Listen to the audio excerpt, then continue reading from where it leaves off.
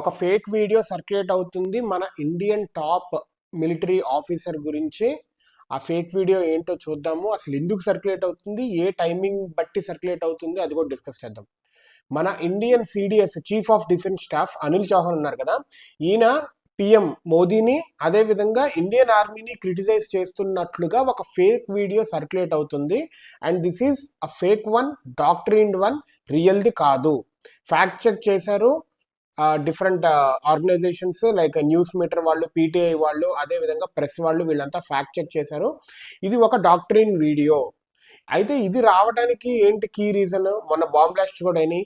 Second phase of elections బీహార్లో కానున్నాయి. దాని మూలంగా ముందుగా ఇది చేస్తే కనుక ఇన్ క్విక్ రెస్పాన్స్ వాట్సాప్లో, వీటిల్లో, సోషల్ మీడియా వీటిల్లో ఈజీగా వెళ్ళిపోతుంది కదా, ట్రావెల్ అయిపోతుంది. అండ్ జనాలు చూడంగానే ఇమీడియట్ డెసిషన్స్ తీసుకుంటారు. రేపే ఓటింగ్, లేకపోతే విత్ ఇన్ 1 hour ఓటింగ్, ఓటేసే ముందైనా కానీ 2 hours ముందో, లేదా లైన్లో నించొని ఫోన్లో చూసుకున్నా ఒకవేళ యూనో అప్పటికప్పుడే డెసిషన్ మార్చేసుకుంటా ఉండొచ్చు. లైక్ న్యూట్రల్ గా ఉంటారు కదా, తటస్థులు కాకుండా న్యూట్రల్ గా ఉండే వాళ్ళ మైండ్ ని మార్చడానికి అనమాట ఇదంతా.